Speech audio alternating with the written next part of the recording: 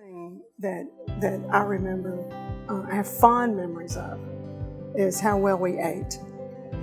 Through the years. That Death by Chocolate. We had Death by Chocolate. We had chili cook-offs.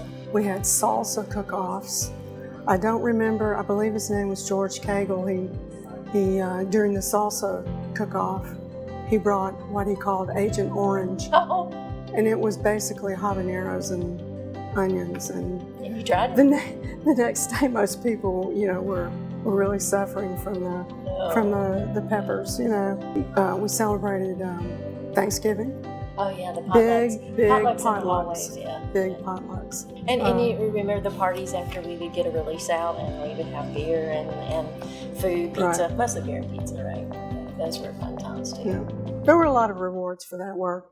One of Jim's favorite things to do was always say, so-and-so. He'd just pick somebody, one of the managers, and say, go fix it. That's it. I'm done with it. Go fix it. And whenever we had our meetings, Keith would sit here, Nancy would sit here, Jim at the end of the table, and everybody else were in the room. So we had a very bad situation going on in one of the apartments, and Jim just blew up. And he said that he was yelling, going, carrying on. He said, I've had it, that's it. Keith, go fix it.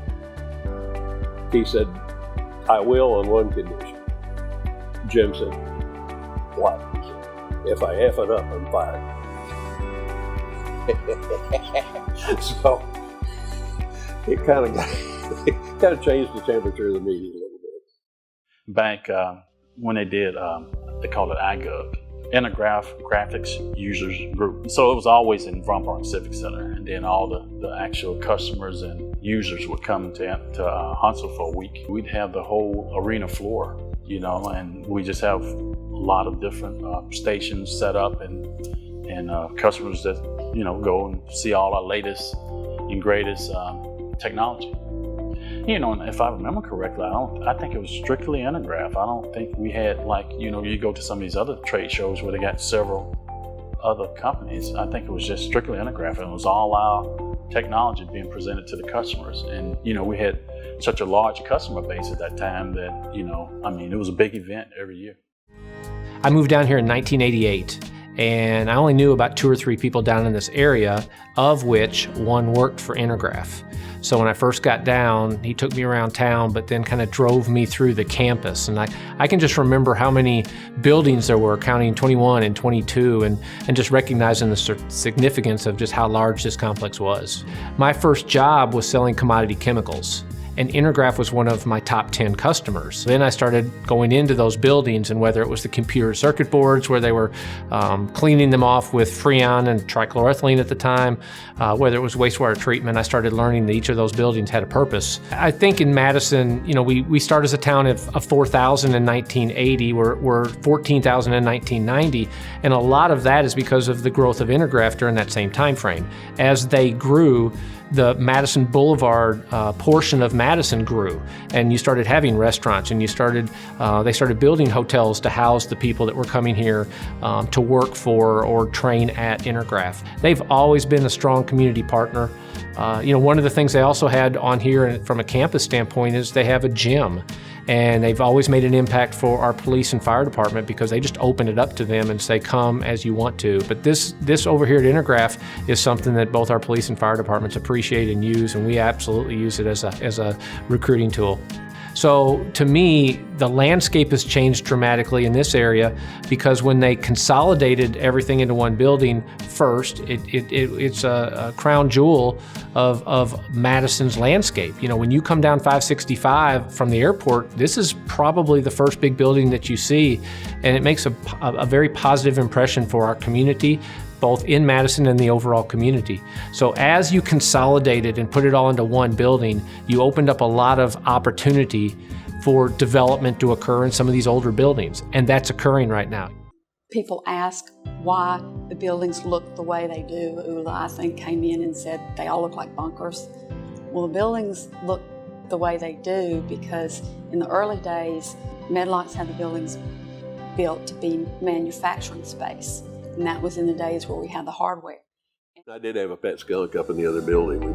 We had a baby skunk. His mother got ran over, and so I started bringing him honey and Cheerios in the morning. And I taught him to come up to the glass of the cafeteria and tap on the glass for breakfast, and about that time he disappeared. I don't know what happened to him, but people would kind of panic when they were sitting there eating breakfast, and he would tap on the window saying, "Time to feed me." I moved into public safety in around 1999, I guess, and it was a great move for me because having been in public safety has probably been the most rewarding times of my career here.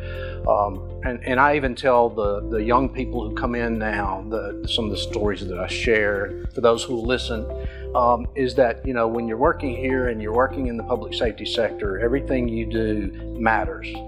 Everything we do matters. We're doing something that's very important because we're working toward helping our first responders and police departments and so forth make it a safer world. So that's something that you can take home with you every day, knowing that what you do matters and you're making a difference in the world.